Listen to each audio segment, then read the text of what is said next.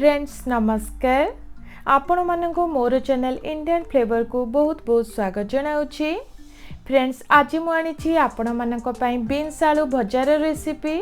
यही बीन्स आलू भजाटी को पखाल भात किंबा रुटी सह निश्चित ट्राए करेंगे, बहुत भल लगे।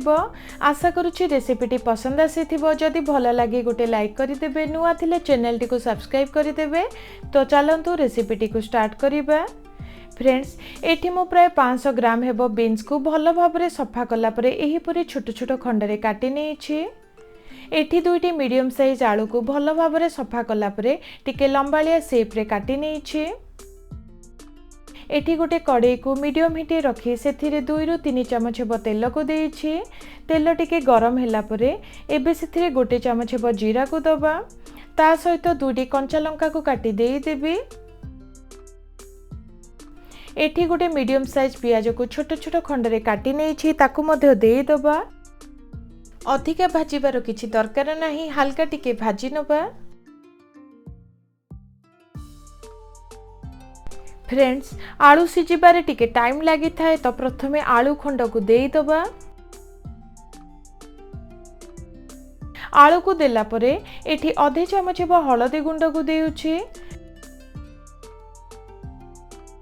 ता सहित आधे चमच लुण को देउछि।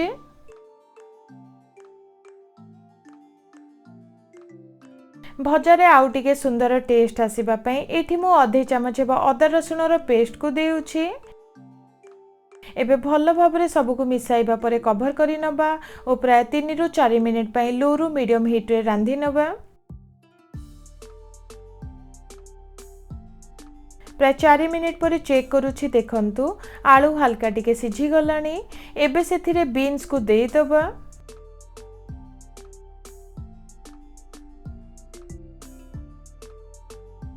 फ्रेंड्स बीन्स को देला परे एठी गोटे चमच धनिया गुंड, गोटे चमच लंका गुंड, ता सहित आधे चमच जीरा गुंड को देउछि।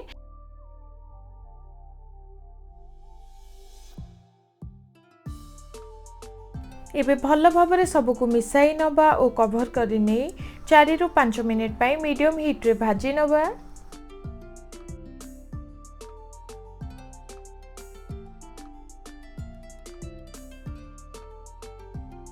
प्राय 5 मिनिट पर चेक करूछि, देखंतु भजाटी ऑलमोस्ट रेडी हो सारिलानी। आउ टिके खटालिया टेस्ट पई एठी मु गोटे छोटिया टमाटो को छोट छोट खंडरे काटी नेछि, ताकू देई दबा। फ्रेंड्स एबे भल भाबरे सब को मिसाई कवर करि नबा। 2 रु 3 मिनिट पई मीडियम हीट रे भाजी नबा।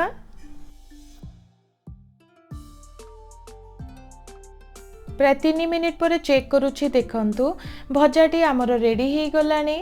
बहुत सुंदर बास्ना आसिलानी। आउ टिके क्रिस्पी करिबा पई पुणी थरे 2 मिनिट पई भाजी नेउछि। तो फ्रेंड्स देखंतु वर्तमान आमर बीन्स आलू भजाटी रेडी हो गला।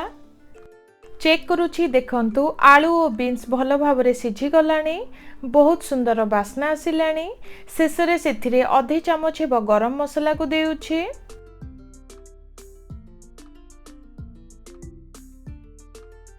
गरम मसला को देला परे भल भाबरे सब को मिसाई नबा। पुणी थरे गोटे मिनिट पई भाजी नबा।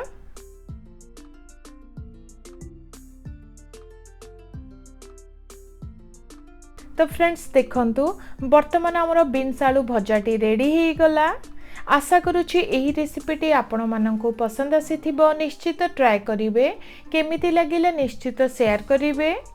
रहुछि नमस्कार।